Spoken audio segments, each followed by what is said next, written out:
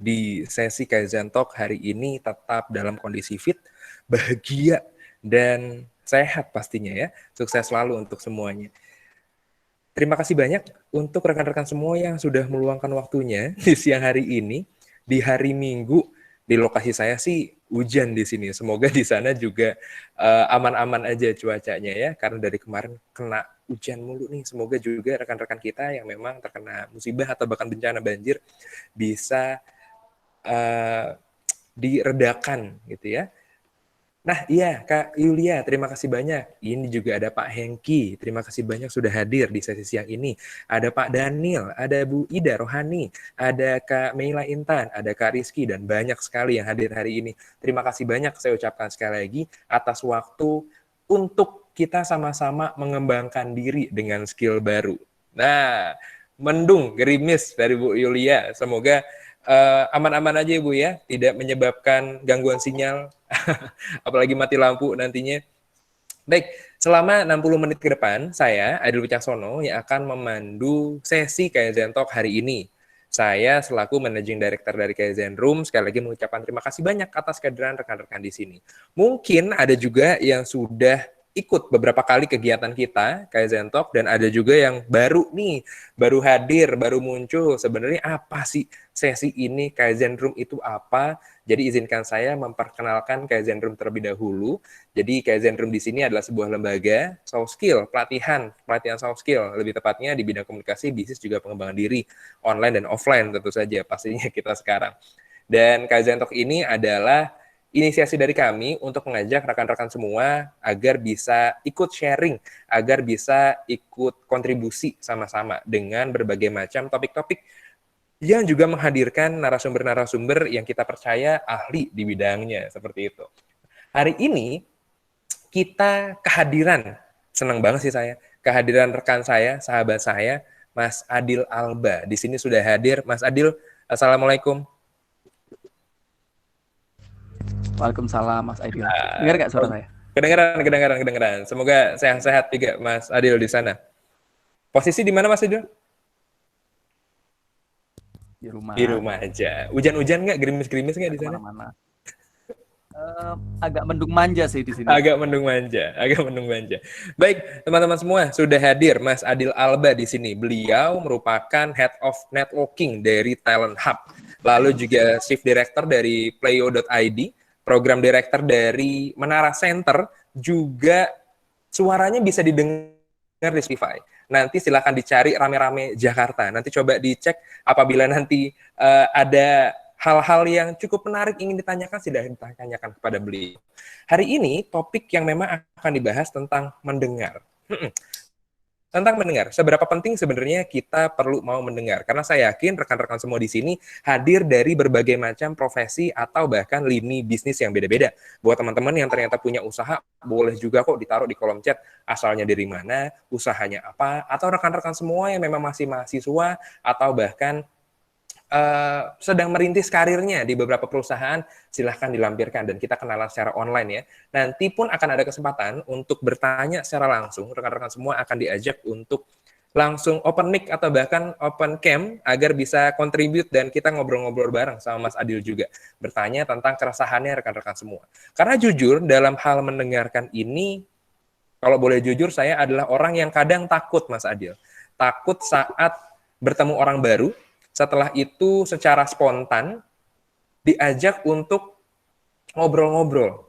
Nah, yang saya takutkan adalah bukan diajak ngobrolnya, yang saya takutkan adalah saya nggak ngerti topiknya. Dan saya nggak tahu apa yang perlu saya jawab. Gitu. Padahal dari posisi saya sendiri sering ketemu sama berbagai macam orang. Dan teman-teman semua peserta di sini pasti pun pernah merasakan hal yang sama. Nah, di sini makanya kami dari Kaizen Room mengundang Mas Adil Alba sebagai Head of Networking, kan? Head of Networking. Wah, gila. Gimana caranya nih kepala bagian untuk menjalin relasi ini menginspirasi kita dan berbagi ilmunya terkait gimana sih cara networking dengan konsep atau bahkan punya dasar dulu mendengar. Seperti itu. Daripada saya panjang lebar, karena kita nanti akan lebih banyak diskusi, saya akan langsung menyerahkan tahta, enggak sih. Saya akan langsung menyerahkan kegiatan ini atau bahkan nanti akan ada paparan sedikit dari Mas Adil Alba. Kepada Mas Adil, saya persilahkan waktu dan tempatnya. Oke, terima kasih Mas Aidil dan teman-teman Kaizen Room dan juga semua teman-teman yang hadir di acara diskusi kali ya, sharing gitu di siang hari yang cukup manja ini kalau di tempat saya ini mendungnya. Gitu. Dan saya rasa ini obrolan yang menarik ya, karena waktu itu pas pertama kali diskusi awal sama Mas Aidil, waktu tanya kira-kira kapan ya waktu yang tepat buat ngomong ini terus waktu itu ngomong Valentine sih harusnya pas banget ya gitu, soalnya berhubungan dengan apa namanya mendengarkan gitu yang menurut saya juga ini salah satu kegiatan yang masih sedikit dilakukan atau sedikit diresapi gitu kalau misal kita berbicara dalam konteks keseharian gitu. Itulah kenapa kemarin uh, waktu diskusi ini kita mau ngangkat soal apa gitu dan judulnya apa yang tepat gitu. Saya rasa judul yang saya tawarkan di diskusi siang hari ini I'm all ears itu saya rasa tepat sekali gitu karena itu mewakili kebutuhan kita untuk bisa mendengarkan orang lain sebelum akhirnya kita bisa mengimbanginya juga dengan bicara panjang dan lebar. Nah, tadi Mas Aidil juga sudah sempat memperkenalkan sedikit tentang background saya. Memang kalau misal teman-teman tadi dengar cukup banyak dan beragam gitu dan sebenarnya latar belakangnya itu cukup beda-beda gitu. Yang satu ngomonginnya kalau misal Menara Center misal itu lebih fokusnya memang ke penelitian tentang Arab di Indonesia. Kalau misal Talent Hub itu memang lebih fokus ke pengembangan talent muda. Misal kalau Pleo memang lebih fokusnya ke pengembangan solusi sustainable solution. Tapi sebenarnya itu ada semua proyek yang saya kerjakan meskipun di luarnya tampak beda-beda, tapi sebenarnya itu bottom line-nya adalah semuanya berbicara tentang manusia gitu. Jadi saya punya ketertarikan yang sangat mendalam terhadap hubungan manusia gitu yang akhirnya itu menghadirkan banyak proyek dari apa yang saya lakukan. Nah, saya akan sedikit sharing sama teman-teman. Sini udah ada materi saya. Mungkin beberapa slide aja. Jadi saya lebih pengen banyak diskusi sebetulnya sama teman-teman juga. Boleh di-share, Mas? Oke. Saya izin untuk share screen ya, Mas Adil ya. Yes. Ya, sambil nunggu saya mungkin cerita sedikit ya. Kenapa mendengarkan itu menjadi hal yang menarik gitu. Tadi juga sempat disampaikan sama Mas Aidil juga gitu. Keresahannya sebagai orang yang mungkin punya kecenderungan agak malu-malu gitu ya, atau tertutup untuk memulai obrolan gitu, atau misal bingung harus ngomong apa gitu, atau harus menyampaikan apa. Nah sebenarnya dengan kita mendengarkan orang lain, itu kita nggak harus menjadi orang yang bercerita gitu. Saya sendiri sebenarnya punya kelemahan itu, artinya saya bukan orang yang terlalu senang gitu atau terlalu ingin untuk menunjukkan atau sharing tentang bagaimana tentang saya lah gitu ya. Saya tidak terlalu suka itu, tapi justru saya tertarik untuk akhirnya bisa menggali dari lawan bicara saya melalui listening atau active listening. Nah, ini akan saya share sedikit. Oke, boleh di slide pertama. Oke, saya sedikit cerita teman-teman. Jadi dalam perjalanan saya beberapa tahun itu saya menemukan berbicara tentang intelijensi atau kecakapan seseorang, saya itu menemukan ada dua tipe orang gitu yang menurut saya ini cukup menarik untuk didiskusikan juga. Jadi yang pertama itu adalah orang yang menurut saya adalah cakap dalam menjawab atau presentasi gitu atau bercerita atau menyampaikan poin-poin gitu, karena sosok-sosok ini atau kelompok masyarakat ini punya kedalaman keilmuan dan punya keberanian untuk menyampaikan, dan yang tidak kalah penting adalah berani untuk mempertanggungjawabkan apa yang dia sampaikan gitu. Dan biasanya tipe yang pertama ini lebih condong akhirnya kita mengenalnya jadi public speaker seperti itu. Kita bisa lihat misal kayak Steve Jobs dan sebagainya, itu tipikal presenter yang sangat bukan hanya visioner tapi juga berani untuk akhirnya mempertanggungjawabkan apa yang disampaikan, apa yang bergagas dan semuanya. Nah, sedangkan ada masyarakat di tipe kedua, dan saya rasa saya kelompok kedua ini, dan mungkin Mas Aidil juga dan beberapa teman di sini juga, yang sebenarnya mereka itu juga punya kecerdasan gitu, tapi bukan kecerdasan dalam mempresentasikan atau dalam bercerita, tapi lebih ke arah cerdas dalam bertanya gitu. Nah, tipikal manusia yang ini nih, yang punya kecenderungan untuk bertanya, mengulik dan sebagainya ini juga sebetulnya punya potensi bisa berkembang dan dilihat sebagai sosok atau punya karakteristik untuk berkomunikasi juga gitu, meskipun tidak selalu condong menampilkan dirinya atau memposisikan dirinya sebagai pusat. Nah, ini bisa kita lihat contohnya, misal kalau yang sering banget kita lihat itu biasanya host atau misal moderator kalau dalam meeting atau dalam FGD dan sebagainya, yang punya positioning seperti ini gitu. Jadi bisa cukup banyak dan cukup dalam mengulik atau bertanya secara intens ke dalam atau ke masing-masing pembicara atau lawan bicaranya yang ada di dalam. Jadi kalau misal ditanya apa sih itu active listening gitu ya, ini nanti akan saya ceritakan apa hubungannya antara listening dengan bertanya yang barusan saya sampaikan, karena ini sangat erat kaitannya.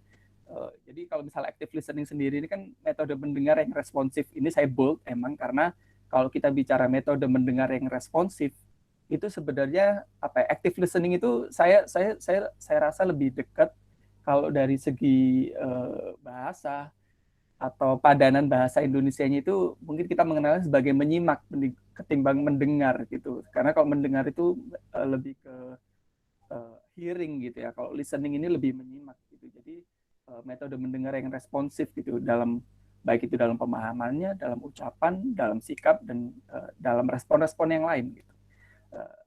Dan apa kaitannya sebenarnya dengan tadi itu kecerdasan dalam bertanya. Nah, orang-orang yang memiliki pendalaman terkait dengan menyimak tadi itu biasanya responnya atau timbal baliknya adalah mereka jadi banyak bertanya gitu kepada lawan bicaranya, sehingga dia tidak melulu harus menjadi posisi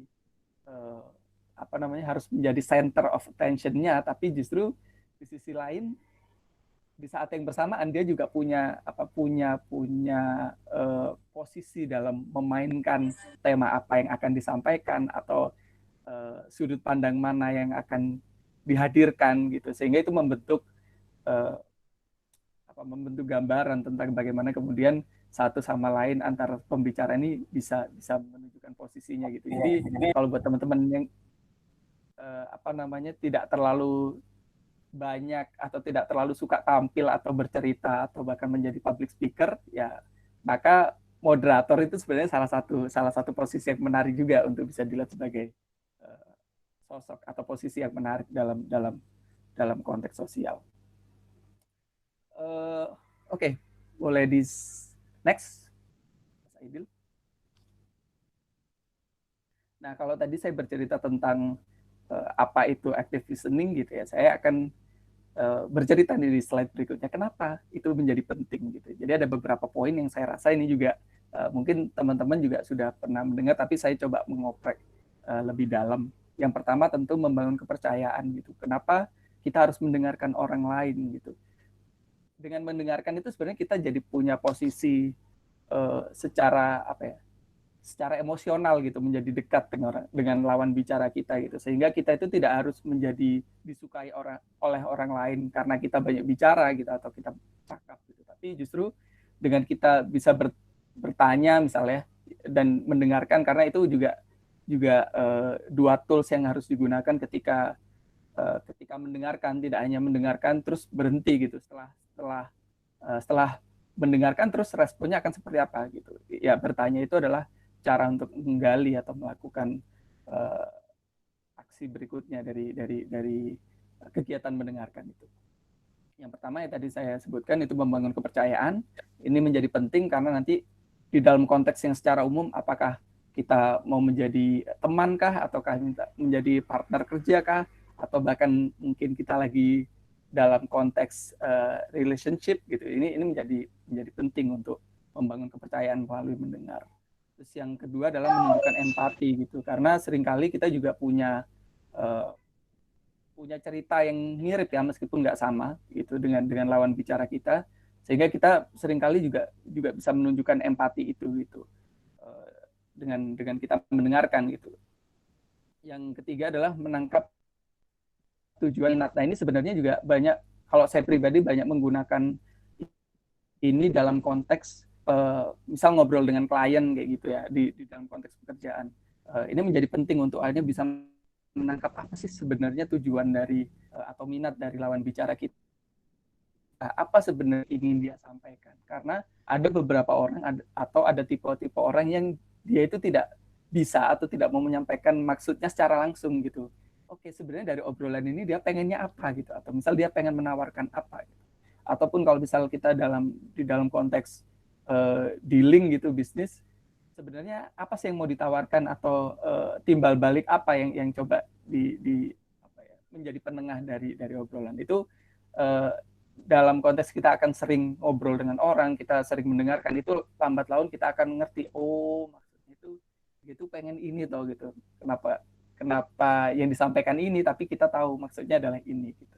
Itu juga harus punya kecakapan tersendiri terkait dengan mendengarkan dan menangkap maksud dari lawan bicara kita. Ya, kemudian adalah menemukan relasi. Ini juga menjadi hal yang penting, karena menemukan relasi ini kita sendiri kan sebagai orang itu sudah punya background knowledge gitu, sehingga ketika kita mendengarkan itu biasanya kita mendapatkan cantolan gitu, atau mendapatkan dari preferensi yang sudah kita punya. Oh, kalau misal orang ini ngomongin tentang ini, saya punya nih referensinya, sehingga ketika saya melemparkan lagi gitu, saya punya nih, misal dia lagi bahas tentang sebuah restoran gitu di Manado gitu. Oh, saya punya tuh di beberapa tahun yang lalu, saya punya teman juga orang Manado yang kalau di rumahnya itu masak sesuatu gitu, sehingga ketika saya punya referensi itu, saya akan melemparkan itu ke lawan bicara saya gitu, sehingga obrolannya bisa hidup, bisa pingpong. Nah, terus kemudian yang terakhir adalah tentu menambah wawasan. Nah, ini menurut saya wawasan atau informasi ini menjadi menarik, karena hari ini informasi itu jadi currency gitu. Jadi semakin banyak kita mendapatkan informasi, dan informasi itu juga sebenarnya hal yang kita nggak tahu ya, itu akan kita pakai kapan gitu. Mungkin di saat itu ketika kita berbicara itu tidak ada yang menarik dari informasi yang ditawarkan, atau itu bukan hal-hal yang kita sukai atau kita minati, tapi suatu saat nanti itu akan berguna gitu, kita nggak tahu kapan. Nah, sehingga dengan menambah wawasan, meskipun itu bukan dari latar belakang kita, itu akan menambah bobot pengetahuan kita sendiri, yang kemudian nanti ketika suatu saat kita bertemu dengan orang lain gitu, kita sudah dapat nih informasi dari orang ini gitu, yang bisa kita sampaikan untuk kemudian bisa melanjutkan menjadi bahan obrolan. Itu beberapa hal atau beberapa poin kenapa ini mendengarkan itu atau menyimak itu menjadi penting. Nah, kemudian saya akan mencoba sharing juga dengan teman-teman. Setelah tadi alasannya kenapa, kemudian sekarang kita akan berbicara gimana caranya untuk melakukan active listening atau menyimak gitu tadi.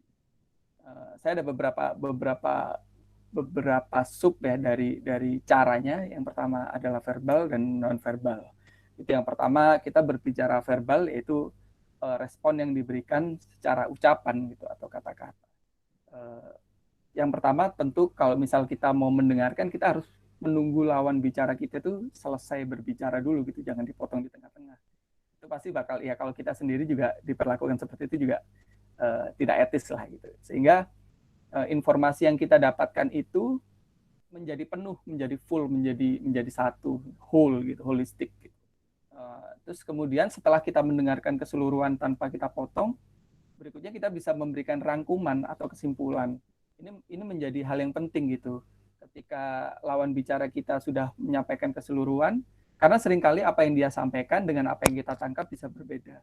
Gitu. Atau misal ada hal-hal baru atau ada kesadaran baru ketika kita menyampaikan rangkuman atau kesimpulan ini. Jadi misal contohnya gini, lawan bicara kita ini sedang panjang lebar menyampaikan keluh kesahnya dia, misalnya gitu ya, tentang mungkin hubungan di kantor. Oh, saya ada masalah kayak gini dengan bosnya seperti ini. Nah, setelah dia menyampaikan semua, coba itu disimpulkan gitu. Oh, jadi Jadi maksudnya itu seperti inikah gitu. Karena dari situ kita bisa tahu maksudnya dia itu apakah benar seperti itu atau bukan gitu. Kalau bukan, biasanya lawan bicara kita akan uh, merespon dengan memberikan jawaban yang menurut dia gitu. Ini loh, bukan seperti itu. Maksudku tuh kayak gini gini gini.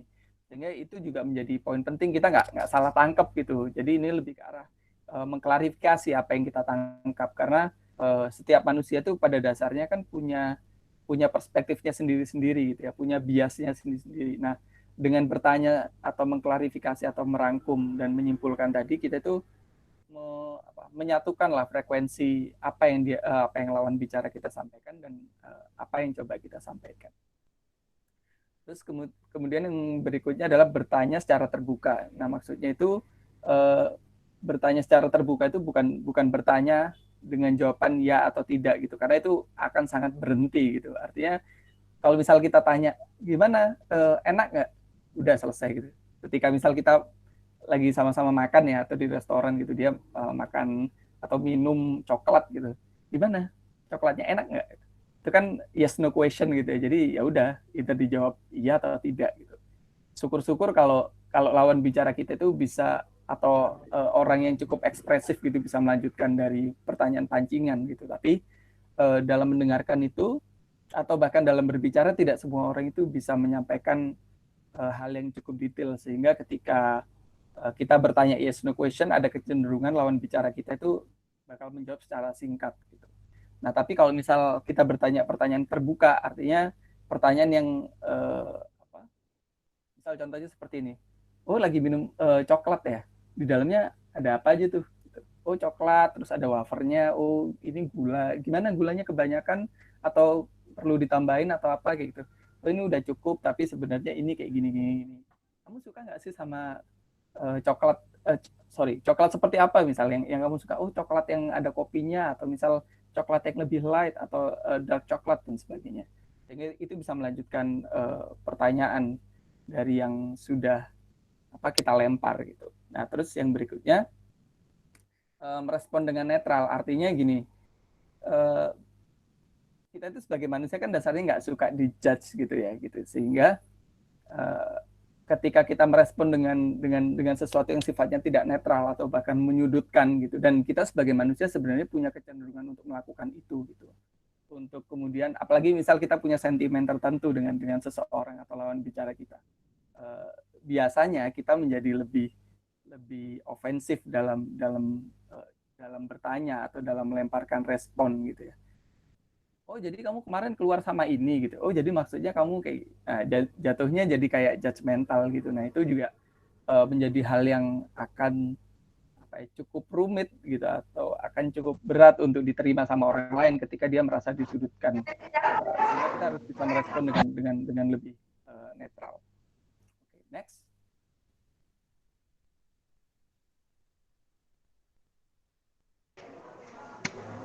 Next, Mas Aidil. Oke, sip.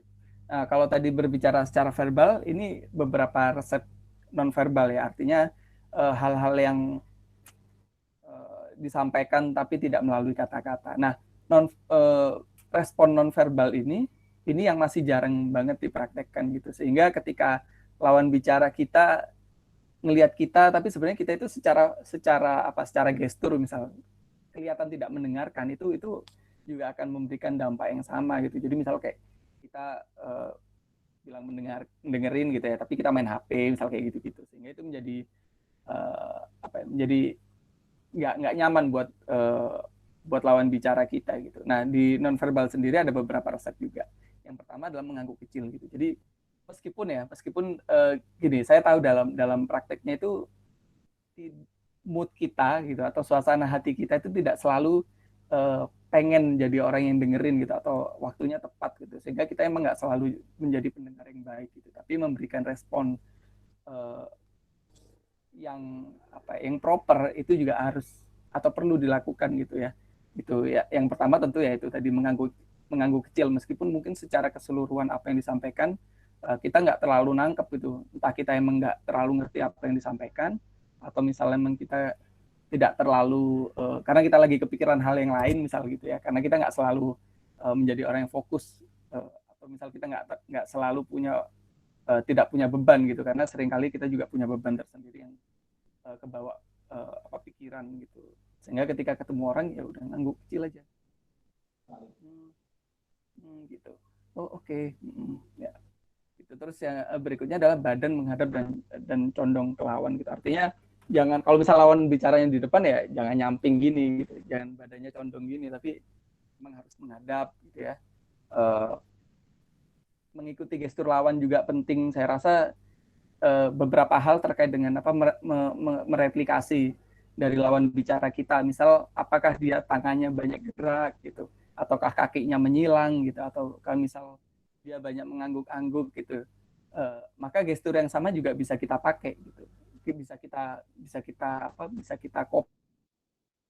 Karena saya pernah baca, jadi ketika kita melakukan atau mengcopy apa yang lawan bicara kita lakukan secara gestur, itu akan menambah eh, kepercayaan lawan bicara kita kepada kita gitu, karena secara psikologis lawan bicara kita itu melihat kita sebagai dirinya gitu, karena kita juga melakukan hal yang sama gitu. Jadi eh, jadi kita bisa condong mengarah eh, ke arah lawan bicara kita gitu, sambil menirukan gesturnya dia gitu.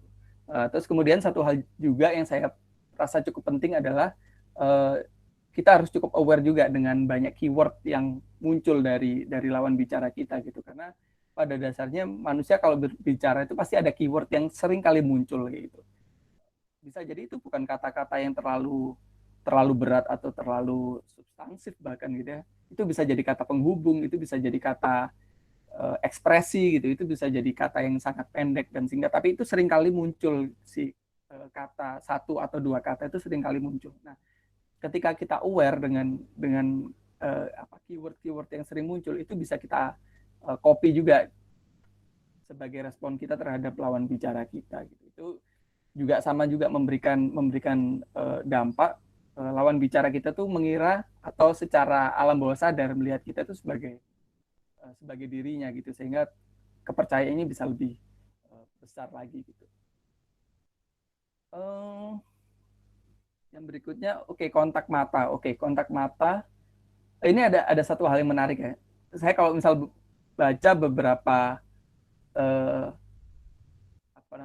artikel, beberapa tulisan terkait dengan ekspresi mata gitu ya, itu seringkali juga harusnya diimbangi juga dengan senyum gitu. Saya rasa senyum ini menjadi hal yang tidak selalu bisa diaplikasikan gitu, karena kita harus melihat konteksnya juga. Kita sedang berbicara atau misal kita sedang mendengarkan di dalam situasi yang seperti apa gitu. Kalau misalnya memang situasinya sedang memungkinkan untuk kita tersenyum, ya maka kita bisa tersenyum gitu. Tapi kalau misalnya situasinya mungkin lagi sedih, sedang berduka dan sebagainya, maka tersenyum itu menjadi kurang pas gitu, kurang elok gitu ya kalau dilihat gitu. Ngapain lu senyum-senyum gitu, orang lagi sedih ini senyum. Tapi kontak mata ini menjadi hal yang sangat penting untuk dilakukan. Nah, kalau teman-teman tahu ada sebuah trik itu namanya senyum mata gitu. Coba nanti teman-teman bisa search ya. Bagaimana cara membuat mata itu tersenyum gitu. Itu salah satu trik juga bagaimana kemudian lawan bicara kita itu melihat kita itu menjadi orang yang lebih ramah, meskipun kita secara bibir nggak tersenyum, tapi ketika kita melakukan senyum mata gitu, itu lawan bicara kita itu melihat kita itu sebagai orang yang lebih sincere gitu ya, lebih nggak ada intensi tertentu gitu ya, lebih ikhlas gitu dalam mendengarkan apa yang disampaikan sama lawan bicara kita. Terus kemudian beri jeda sebelum bertanya. Nah, ini memberi efek yang kuat juga gitu, karena sebetulnya ketika kita memberikan jeda sebelum kita bertanya, itu memberikan kesan bahwasanya kita sedang berpikir, kita memikirkan sesuatu atau kita memikirkan hal-hal yang sudah disampaikan sama lawan bicara kita gitu. Sehingga contohnya gini, si lawan bicara kita sudah selesai, terus kita nggak langsung lempar nih gitu, tapi kita berhenti dulu, kasih jeda beberapa detik, mikir, oh berarti kayak gini ya gitu. Oh, apakah mungkin seperti ini? Ya kayak gitu-gitu. Jadi memberikan jeda itu juga menjadi hal yang cukup penting karena itu memberikan kesan kita juga sedang memikirkan apa yang disampaikan oleh lawan bicara kita. Oke, next. Nah, ini beberapa trik sebenarnya yang mungkin kalau cari di artikel agak susah dapat itu atau mungkin nggak ada sama sekali karena ini saya juga dapat dari pengalaman ya. Coba saya rangkum uh, life hack dalam dalam menjadi active listening gitu.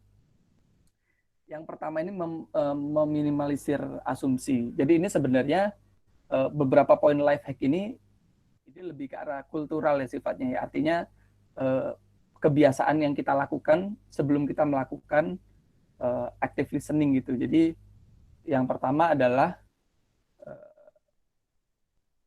bisa share lagi? Saya coba share lagi.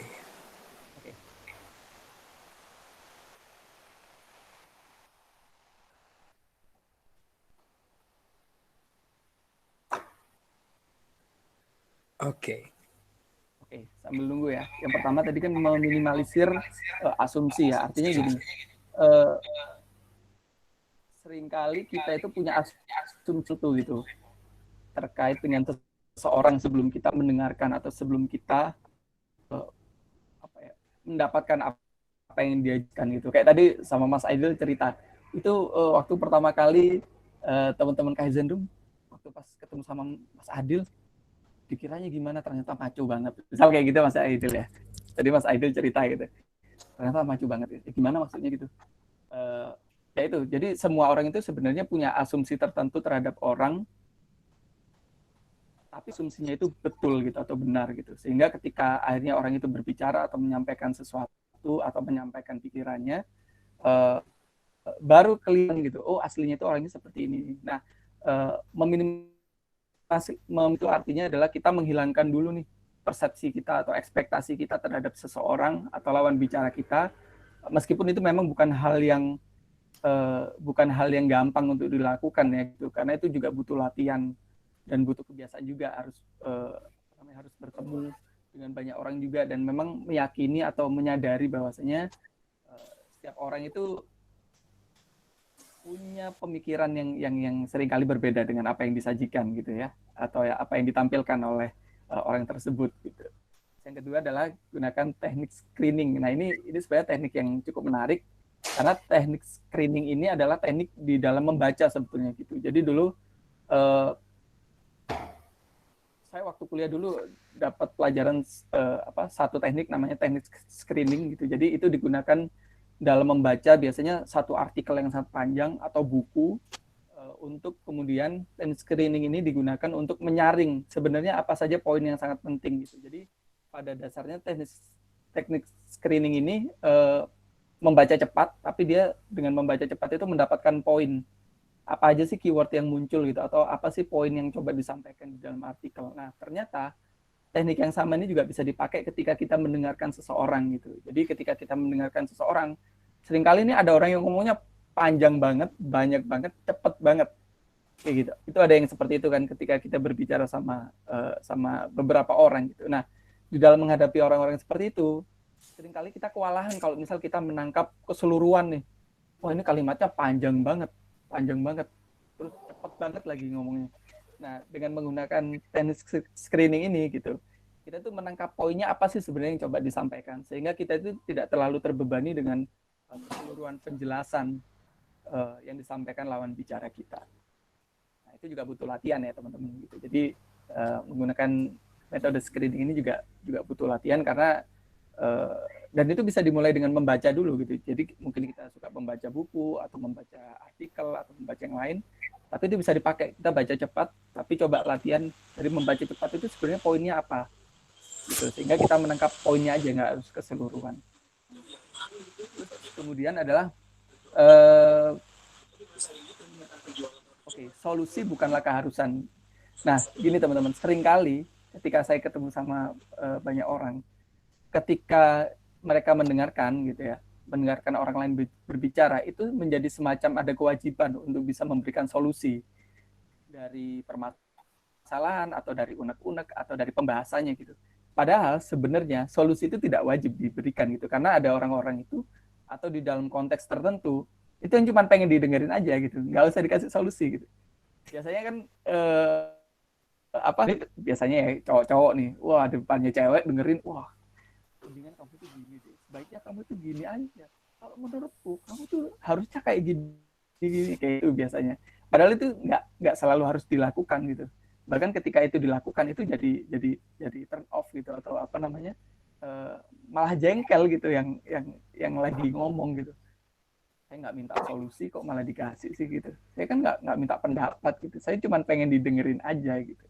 Nah itu juga salah satu hal yang harus kita sadari juga. Apakah sebenarnya lawan bicara kita membutuhkan solusi atau enggak? Gimana cara taunya? Cara taunya adalah ya kalau dia nanya baru kita kasih penjelasan gitu. Kalau misal dia nggak nanya, kalau misal dia cuma cerita aja, artinya ya itu nggak wajib dikasih solusi gitu. Karena memang nggak semua orang ketika ngomong itu harus dikasih solusi, dan itu menjadi beban tersendiri ketika kita membayangkan, wah kita harus kasih solusi nih, harus ngeluarin solusi buat si lawan bicara. Karena sebenarnya gini, kita sendiri punya keterbatasan ya, kita sendiri juga belum tentu paham apa yang atau punya pengalaman terkait dengan yang disampaikan dengan lawan bicara, sehingga bahkan memberikan solusi itu bisa menjadi keliru gitu ketika kita memang tidak punya preference atau kita belum ada pengalaman terkait dengan memberikan solusi. Nah, itu juga saya rasa harus menjadi hal yang penting gitu, bahwasanya ya memberikan solusi itu nggak wajib sebetulnya. Tunggu kalau ditanya baru kita kasih solusi. Terus kemudian yang terakhir adalah banyak bertemu dengan orang. Nah, kegiatan yang melelahkan, ya kan gitu. Melelahkan kenapa? Karena kita nampung aja terus gitu. Nah, dengan tadi saya bilang dengan metode screening tadi, terus yang terakhir adalah banyak bertemu dengan orang. Artinya semua orang, daya tampung kita itu menjadi lebih besar gitu ya, menggendut nih yang tadinya kita cuma segini gitu, lebih banyak nampung orang ngomong ya jadi lebih lebar lagi gitu. Tapi tentu itu juga harus diimbangin. Apakah sebenarnya kita sendiri itu nyaman untuk mendengarkan orang dalam durasi atau dalam jangka waktu yang lama? Apakah kita nyaman, kita kelelahan gitu ya? Jangan sampai nanti kita nggak tahu batasannya kita, terus kita jadinya burn out gitu. Jadi capek sendiri dengerin orang ngomong, padahal yang disampaikan juga nggak penting-penting banget gitu misal. Atau sebetulnya kita sendiri juga lagi ada beban yang lain gitu. Sehingga banyak bertemu orang itu sebenarnya melatih kita untuk mengembangkan daya mendengar kita gitu. Tentu tadi dibarengin ya dengan metode screening tadi yang menjadi filter gitu, sehingga nggak semua harus kita masukin dalam memori kita gitu atau kita terima gitu. Yang penting-penting aja poinnya apa kita tampung, sisanya dibuang aja. Itu teman-teman mungkin itu sedikit sharing dari aku ya. Mungkin kalau misal praktisi, apakah saya praktisi belum juga ya, tapi ini dari beberapa pengalaman terkait dengan aktifnya. Itu tadi kalau misal disampaikan Mas Aidil, yang ternyata bukan orang yang terlalu hobi untuk ngobrol gitu ya. Saya juga sebenarnya bukan orang yang terlalu suka ngomong gitu atau menyampaikan tentang diri saya, tapi saya lebih banyak nanya gitu. Jadi bisa menjadi tokoh sentral meskipun nggak harus ini loh saya itu kayak gini nih orangnya. Nih saya tuh punya pemikiran seperti ini. Nggak harus selalu seperti itu, tapi tetap bisa jadi tokoh sentral dalam sebuah diskusi. Mungkin itu sedikit Mas Aidil. Mungkin nextnya kita bisa sharing aja lah ya. Terima kasih semuanya. Terima kasih banyak Mas Adil Alba. Gokil. Ternyata yang saya pikir setiap obrolan atau bahkan setiap saya coba untuk mendengarkan seseorang harus memberikan solusi, ternyata nggak harus ya Mas Adil ya. Aku pikir tuh kalau emang ternyata ditanya, ternyata diajak ngobrol, mereka tuh ekspektasinya aku bisa menjawab sesuai dengan harapannya mereka. Gitu. Ternyata tidak seperti itu. Keren. Nah, aku juga belajarnya cukup lama juga tuh, Mas Aidil. Ternyata gitu ya, di sebuah titik ternyata nggak semua orang kok butuh dikasih solusi gitu. tunggu diomelin dulu. Aku kan cuman cerita, nggak nanya gitu, nggak solusi gitu. Oh, malah ngomel. Benar, benar, benar, benar. Dan tadi yang cukup menarik saat memang ini pasti terjadi secara tidak sengaja. Teman-teman pun pasti melatih ini secara tidak sengaja. Apa yang tadi ditanda kutipin atau bahkan kemampuan yang perlu coba kita asah juga, senyum mata. Itu menarik. Karena selama COVID ini atau bahkan selama pandemi kita di rumah aja atau bahkan rekan-rekan semua di sini ada yang berpergian ke satu tempat untuk bertemu dengan relasi, berjejaring dan sebagainya, kita kan pakai masker ya. Nggak kelihatan tuh kita senyum tuh. Nah, senyum mata ini biasanya menunjukkan itu. Jadi agak-agak angkat pipi, ya, agak pipi. Jadi orang tuh juga tahu, oh ternyata Mas Aidil atau bahkan Mas Adil ini sedang senyum, seperti itu.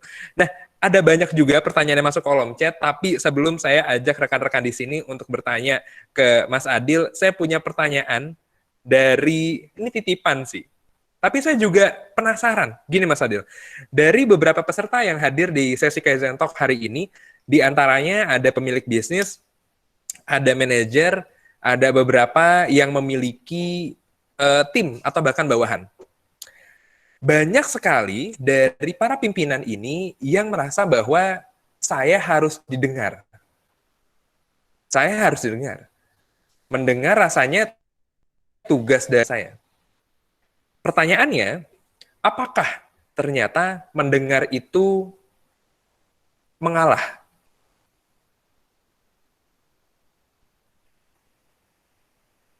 Pertanyaannya adalah apakah mendengar itu mengalah? Gitu ya. Sebagai atasan ya. Terutama dalam konteks atasan ya. Apakah mendengar itu konteks mengalah? atasan. Enggak juga sih ya. Sebetulnya enggak pola pikirnya enggak bisa tidak bisa dibilang bahwasanya mendengarkan itu atau menyimak itu adalah sebuah kondisi pasif di mana kita itu menjadi bawah atau yang berbicara itu di atas. Nah, itu tadi yang di awal sering saya sampaikan. Kenapa orang itu masih berpikir bahwasanya yang berbicara itu berarti posisinya gitu, padahal mendengarkan itu punya kekuatan yang sangat besar gitu. Bahkan terutama ketika kita menjadi atasan gitu, mendengarkan itu menjadi hal yang sangat penting. Kenapa? Karena kalau misal kita mendengarkan, kita itu akan didengar gitu. Jadi misal gini, kalau kita mendengarkan keluh kesahnya atau misal kita mendengarkan dari bawahan kita ya, atau dari tim kita kondisi apa yang sedang mereka alami, kesulitannya apa dan sebagainya. Ketika kita berbicara itu juga akan didengarkan gitu, karena mendengarkan itu juga komunikasi dua arah sebetulnya, bukan cuma satu arah, itu dua arah gitu. Jadi seringkali ketika menjadi posisinya lebih tinggi, jadi atasan gitu ya, terutama, wah saya pengen pokoknya saya aja yang didengar gitu. Belum tentu loh anak buahnya itu mau dengerin gitu ya. Ya kan tinggal angguk-angguk tadi yang saya bilang, ya bisa jadi saya angguk-angguk aja, tapi belum tentu saya dengerin gitu. Bisa jadi kayak gitu. Karena saya juga tipikal yang kayak gitu, Mas Adil. Jadi angguk-angguk ini tapi belum tentu saya dengerin. Bahkan belum tentu saya prakkan gitu kan. Belum tentu dikerjakan juga gitu.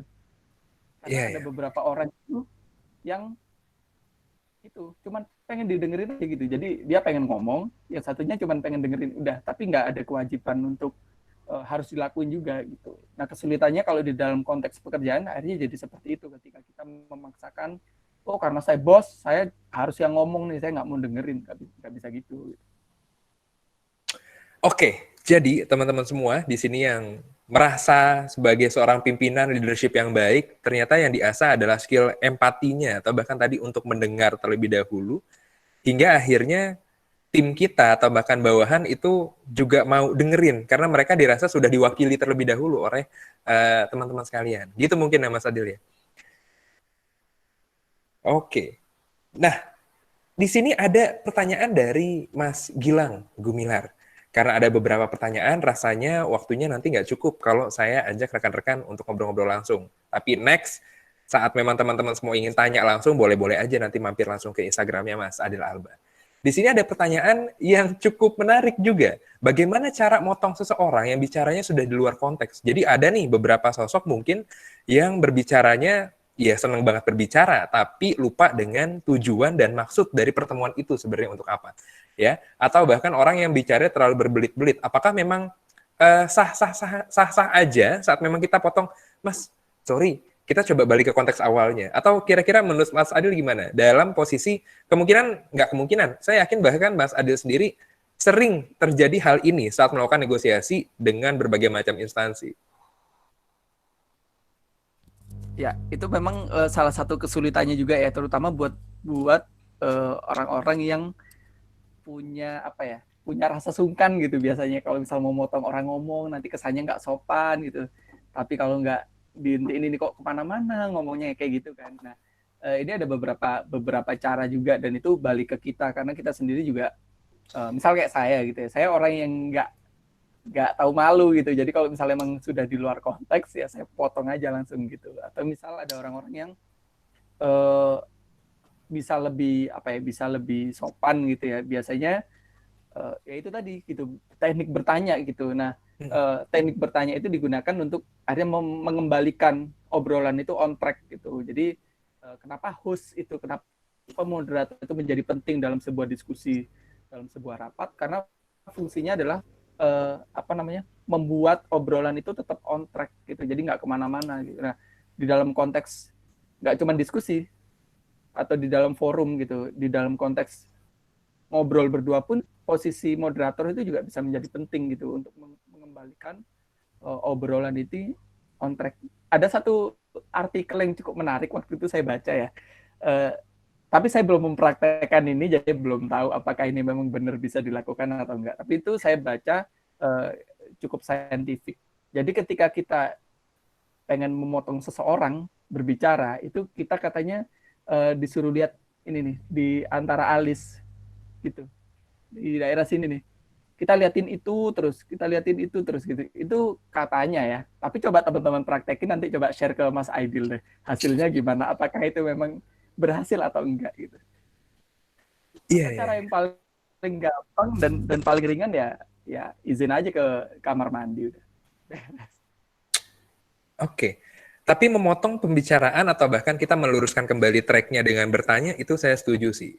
Maksudnya dibanding ternyata sorry, kayaknya ini udah kepanjangan deh, kayaknya ini udah nggak sesuai konteks deh. Lebih baik bertanya yang memang ada kaitannya juga dengan obrolan atau bahkan maksud dan tujuan pembicaraan itu. Itu mungkin Mas Gilang nanti boleh coba di checklist tuh. Oke, bertanya. Pertanyaan selanjutnya, ini saya nggak ngerti gimana jawabnya. Mungkin bisa dibantu oleh Mas Adil. Dari Kak Asana, di sini punya cookies puri. Wah, dari Kak Ismi Jana. Gimana caranya kita tahu bahwa lawan bicara kita sedang berbohong? Gimana cara kita tahu dia jujur atau berbohong? Silakan Mas Adil. Itu balik ke itu tadi ya. Jadi gini, kita itu semakin banyak ketemu sama orang, semakin banyak ngobrol sama orang, kita tuh semakin punya sense itu. Kita jadi tahu apakah seseorang itu bohong atau enggak.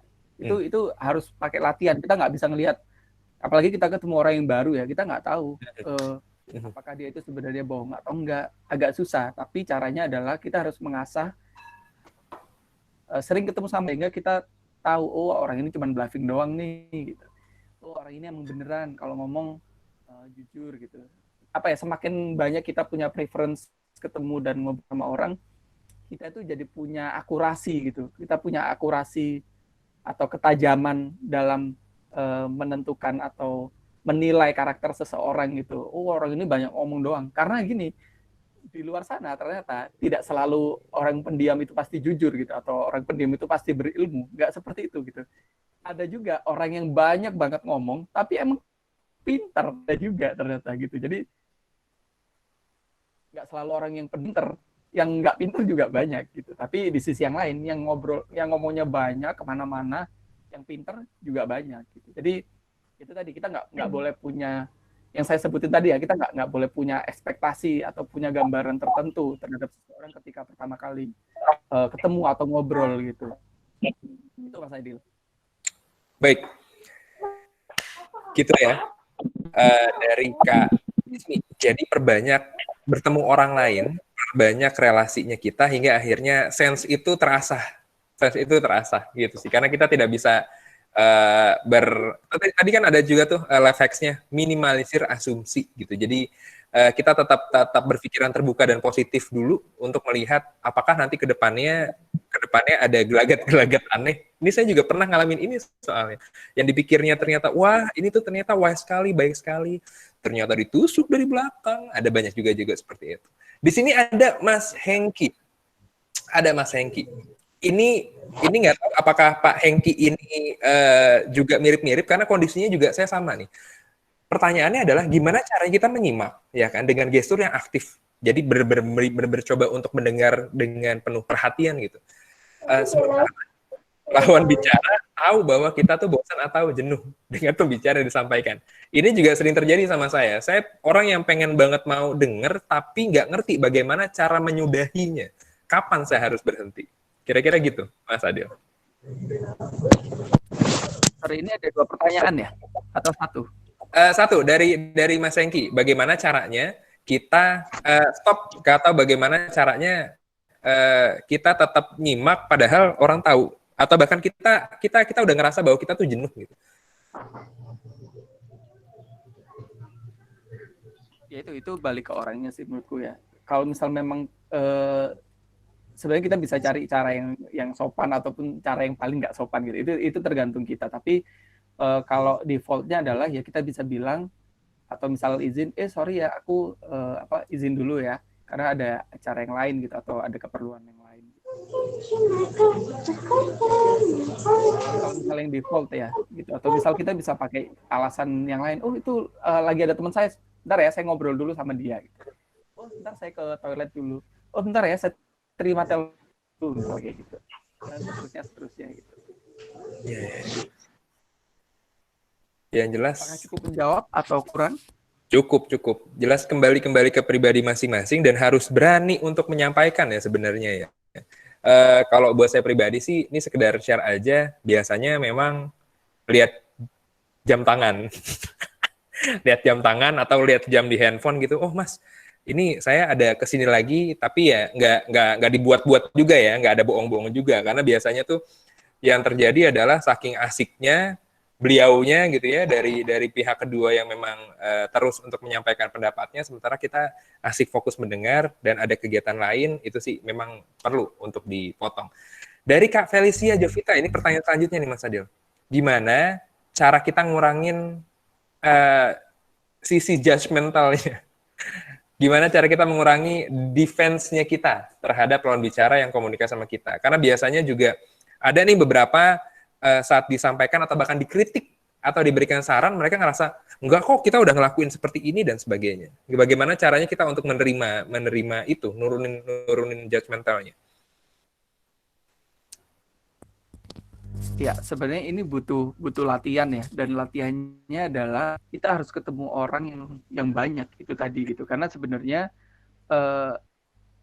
kita sendiri itu pasti punya zona nyaman gitu ya, dalam konteks bukan apa yang dilakukan gitu, tapi berkumpul dengan siapa gitu. Kita seringkali punya kecenderungan untuk memilih teman-teman, atau sebenarnya memilih teman itu nggak apa-apa dan itu harus ya untuk mengkurasi teman gitu, tapi dalam konteks yang lebih luas gitu, dalam konteks sosial gitu, dalam konteks komunikasi publik, itu sangat penting untuk mengenal orang dari ragam yang sangat banyak sekali, sehingga itu bisa menambah referensi kita terhadap orang lain gitu. Misal, oh saya anak musik nih gitu, saya nggak mau lah ngumpul sama anak bola tuh songong gitu. Oh banyak omong tuh kayak gini-gini, kayak misal kayak gitu. Tapi justru yang bisa kita lakukan adalah justru kita harus ngobrol dan ngumpul sama mereka.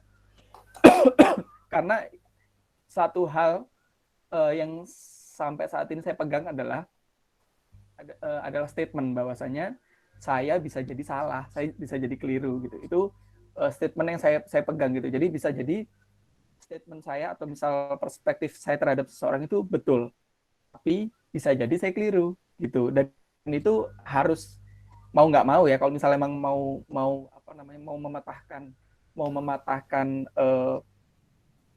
persepsi kita terhadap orang lain, harus seperti itu, harus mengakui bahwasanya ada kemungkinan kita itu keliru terhadap orang lain gitu. Apa yang kita pikir orang itu seperti itu ternyata ya belum tentu benar. kalaupun itu terjadi, bisa jadi itu di konteks tertentu gitu, bisa jadi itu di situasi tertentu. Oh, orang ini kok ngambil duit sih gitu. Ya bisa jadi karena mungkin karena kondisi yang kita nggak tahu gitu. Oh, mungkin dia lagi kepepet, mungkin dia lagi butuh, mungkin uang kita kebawa atau gimana, kita nggak pernah tahu gitu. Jadi memang ada baiknya mengurangin perspektif atau mengurangi persepsi kita terhadap orang lain itu dengan bertanya gitu, dengan mengklarifikasi. Benar nggak sih hal ini yang terjadi? Benar nggak sih ini yang kamu lakukan? Benar nggak sih ini yang aku rasain? Itu sangat penting banget dan itu butuh keberanian bertanya gitu ke orang lain. Itu Mas Aidil. Oke, kembali ke skill bertanya. Bagaimana tadi teman-teman semua juga mau untuk meluangkan waktunya bertemu dengan berbagai macam orang yang berbeda gitu. Kita coba untuk membuka topik-topik dan akhirnya akan nambah wawasan. Itu sih, itu juga poin-poin penting. Karena nambah wawasan ini bisa bikin obrolan atau bahkan negosiasi menjadi semakin menyenangkan. Apalagi udah ada samanya gitu. Ternyata kamu nonton itu juga. Oh, ternyata kamu suka makan itu juga. Oh, ternyata kamu baca buku itu juga dan lain-lain gitu. Jadi bukan berarti teman-teman semua hanya diam di bidangnya aja, tapi kita coba untuk tambah wawasan yang lain. Dan ini rasanya pun jawaban untuk Kak Fani Sofriza, di mana Kak Sofi ini tanya bagaimana caranya, ini kan Kak Adil katakan terkait memberikan solusi.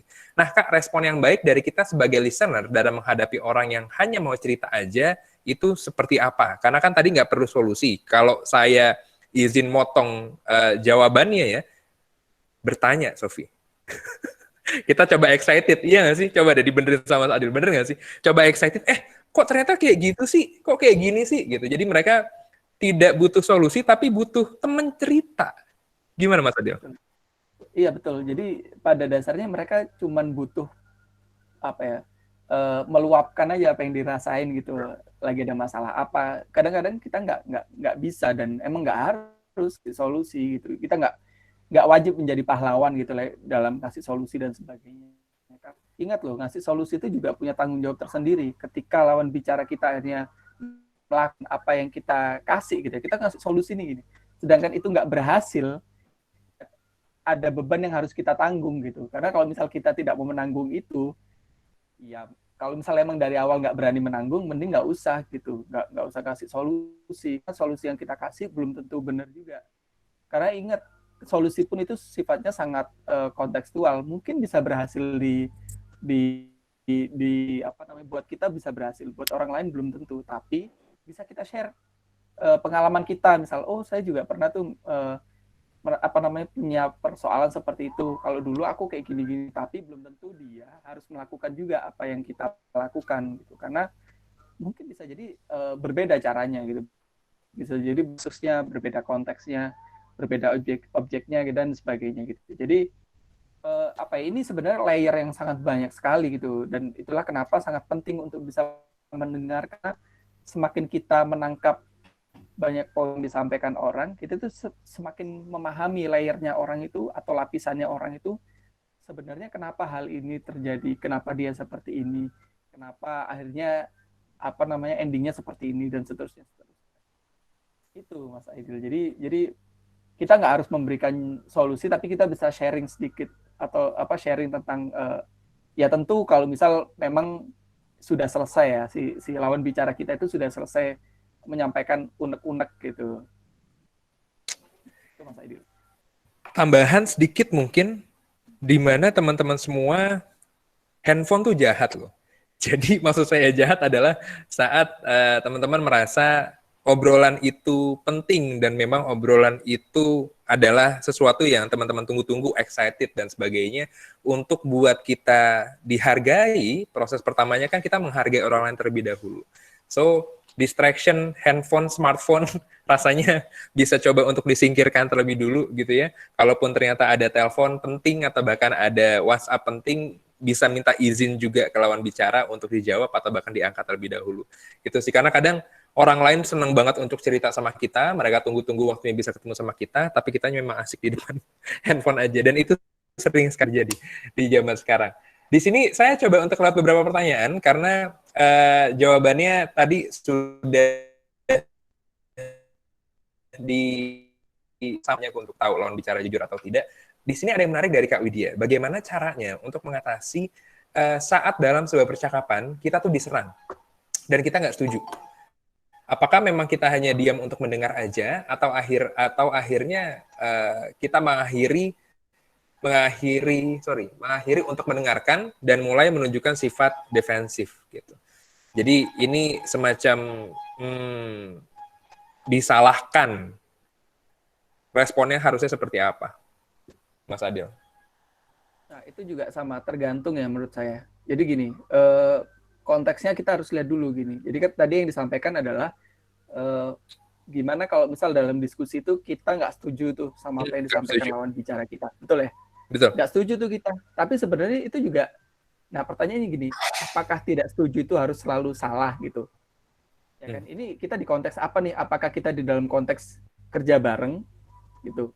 Kalau misal ada hal-hal yang harus dikerjakan bareng secara teknis ya memang harus dicari jalan tengahnya gitu. Tapi kalau misal saya soto karena soto itu kayak gini-gini. Oh, saya sukanya rawon kayak lebih ke arah kayak sebenarnya itu personal ya gitu. Ya itu bukan diperdebatkan gitu. Mau meskipun kita bisa cari contoh yang lebih ekstrim lah ya. Kalau misal ngomongin soto sama rawon mungkin masih lunak gitu ya. Tapi kita bisa bicara di tataran ideologis bahkan. Ketika misalnya kita ketemu sama orang yang secara ideologi itu berbeda, bahkan berbenturan sama kita, pertanyaan adalah, apakah memang itu perlu dilakukan itu? Artinya, apakah memang perlu dipatahkan gitu dengan apa yang kita anggap benar gitu? Nah, itu juga tadi baliknya berkaitan dengan kita itu harus ketemu sama orang yang banyak banget. Itu juga melatih kita untuk menahan diri, untuk tidak selalu merespon apa yang orang lain sampaikan, meskipun kita nggak cocok, meskipun kita nggak setuju, meskipun menurut kita itu nggak benar gitu misalnya. Tapi ya itu tadi kita nggak pernah tahu kita nggak pernah tahu bebannya orang lain seperti apa, kita nggak pernah tahu ceritanya orang lain, kenapa dia jadi seperti itu gitu, kenapa dia punya cerita seperti itu dan kenapa dia mengambil keputusan seperti itu, kita nggak pernah tahu gitu. Dan kalaupun kita anggap tahu, balik lagi kita mungkin keliru gitu. Jadi kontekstual aja kalau misalnya memang di tataran pekerjaan dan itu emang harus dilakukan dalam tataran bukan berdebat ya, tapi lebih ke arah memang berdiskusi untuk mencari jalan tengah sehingga pekerjaan ini bisa dilakukan nih secara bareng-bareng. Nah, itu memang perlu dilakukan dan itu pun juga ada caranya.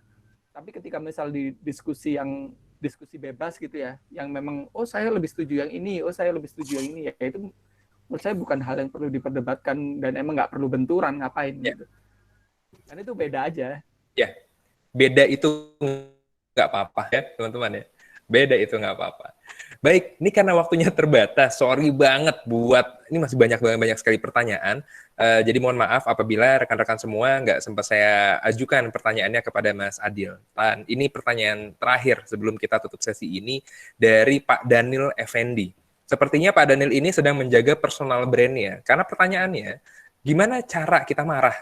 Tapi nggak emosional dalam arti benar-benar menunjukkan gestur-gestur yang kasar mungkin ya, tapi tetap berwibawa. Jadi gimana caranya kita marah, berkomunikasi gitu ya, tapi tetap berwibawa. Marah karena kondisinya ya, emang saya harus marah karena memang tim saya ada salah dan sebagainya. Kira-kira gimana? Mungkin pernah dialami juga oleh Mas Adil.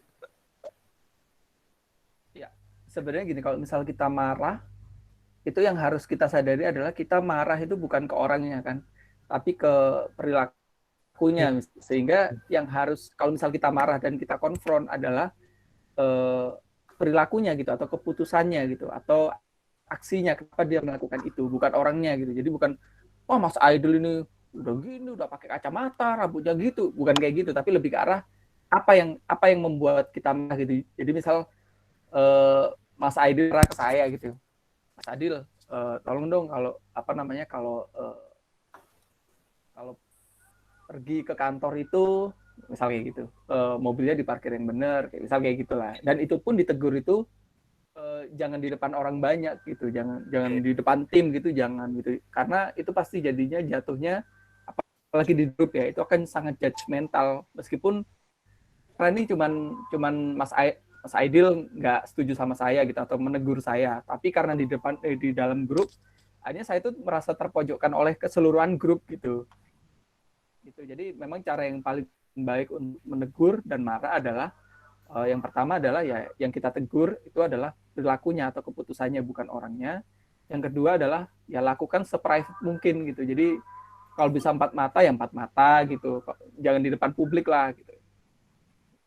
Dan gini, kalau misal kita marah kita konfront ke publik atau ke tim, itu juga berpengaruhnya bukan terhadap cuma 2 orang ini, efeknya adalah mempengaruhi mood keseluruhan tim. Akhirnya timnya jadi nggak enak banget gitu. Itu rusak banget. Akhirnya kerjanya jadi nggak oke, jadi nggak fun kayak gitu. Mas Aidil. Setuju. Nah, buat Pak Daniel juga rekan-rekan leader atau bahkan pimpinan-pimpinan yang lain, benar sih. Untuk tadi jika memang ada yang memang mau menyampaikan pendapatnya atau bahkan ada hal yang dirasa salah dan ingin diperbaiki, sampaikan itu di lokasi tersendiri, private, agar tidak menjadi menjadi tontonan banyak orang. Karena gini, ada teman saya yang bilang bahwa jangan terima apa yang diucap tapi apa yang dimaksud. Dan tidak semua orang ternyata berhasil untuk melakukan hal itu.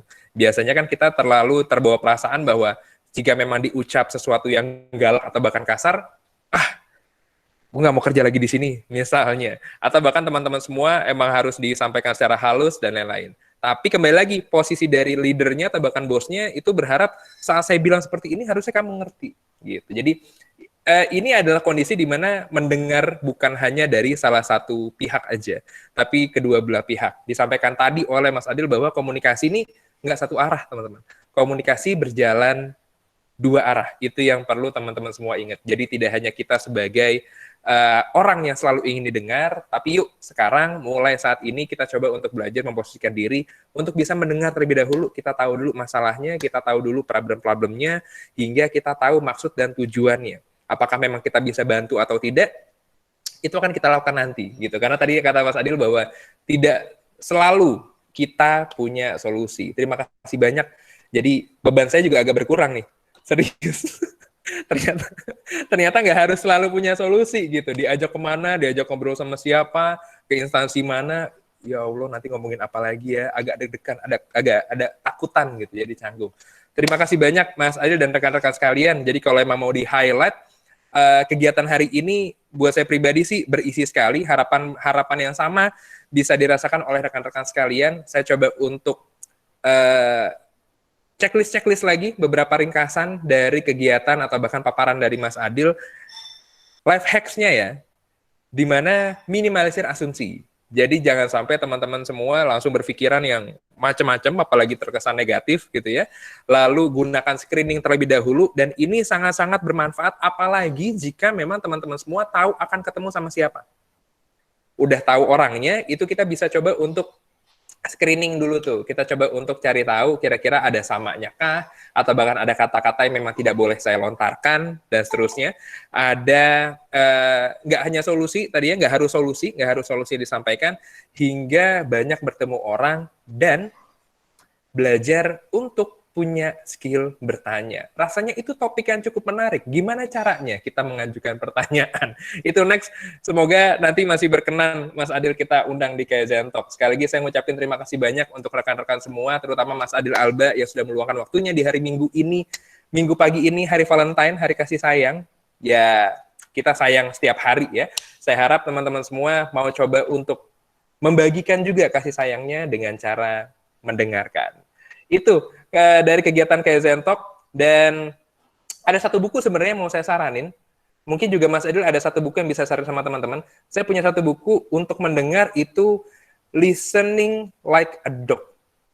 Jadi di buku itu benar-benar mengajarkan bagaimana caranya kita bersikap untuk tetap positif, bersikap untuk bagaimana kita bisa memandu arah bicara dan lain-lain. Mas Adil mungkin ada satu atau bahkan beberapa buku, satu buku deh, referensi dari Mas Adil mungkin bisa untuk teman-teman di sini. Gak ada sih kalau saya. Tapi sekarang lagi baca ini nih. Saya lagi baca buku ini nih. Mendaki Tangga yang Salah. Mendaki Tangga yang Salah. Itu dari referensi juga dari Mas Adil. Oke, teman-teman semua, terima kasih banyak. Selanjutnya, nanti paparan dari Mas Adil pun, insya Allah diizinkan ya Mas, untuk diterima sama teman-teman. Oke, sip. Terima kasih banyak. Nanti akan di-email sama tim kita. silahkan berikan feedbacknya di Google, nggak hanya sekedar bintang. Kalau emang teman-teman semua mau taruh kritik dan sarannya terkait penyelenggaraan kita, silahkan aja agar menjadi perbaikan dan evaluasi untuk tim kami. Sekian aja dari saya. Oh ya, buat yang belum isi absensi, silahkan isi absensinya, ada di kolom chat. Belum sekian dulu. Buat teman-teman yang masih belum cabut, mungkin bisa di on cam dong. Saya mau izin untuk kita foto bareng. Nah, ini kegiatan-kegiatan seperti ini nih yang sebenarnya ditunggu-tunggu kan oleh teman-teman sekalian. Kalau emang dulu kan fotonya, ngumpul bareng-bareng gitu. Oke, sip. Terima kasih banyak. Di sini sudah ada beberapa rekan-rekan yang menyalakan kameranya. Terima kasih. Yuk, sekarang kita coba untuk foto bareng. Ada tim dari Kaizen Room mungkin bisa tag pic-nya ya. Siap. Saya ambil aba-aba di sini nih. Di sini ada Bu Indira, terima kasih banyak. Ada Kak Felicia Jovita, terima kasih banyak sudah hadir. Ada Kak Nanda, terima kasih banyak. Kak Daniel Effendi, wah semoga tadi cukup menjawab. Ada Pak Hengki juga di situ. Ada Kak Anissa, Kak Anasa, dan terima kasih banyak semuanya. Di sini saya coba ambil aba ya. 1, 2, 3. Oke deh. Sekali lagi ya. Sekali lagi kita coba buat teman-teman semua yang belum open cam-nya, silahkan dibuka kameranya, nggak masalah, nggak apa-apa ya. Nanti aku bantu dipandu juga oleh tim kami untuk melakukan foto sessionnya. Nanti ini juga akan dibagikan. Nanti teman-teman semua silahkan di-follow aja ke Kaizen Room, juga Talent Hub ya, agar mendapatkan informasi-informasi terbaru dari kami juga dari Talent Hub. Sekali lagi ya, saya coba untuk ajak teman-teman semua foto. 1, 2, 3. Oke deh. Baik, itu mungkin dari kami. Terima kasih banyak kehadirannya, terima kasih banyak atas waktunya, dan semoga sehat selalu. Sampai bertemu di Kaizen Talk berikutnya. Saya Aidil Wicaksono, mewakili seluruh tim dari Kaizen Room, juga Mas Adil Alba, mengucapkan terima kasih sebesar-besarnya. Selamat beristirahat, selamat melanjutkan aktivitasnya. Sampai jumpa. Wassalamualaikum warahmatullahi wabarakatuh. Terima kasih. Waalaikumsalam.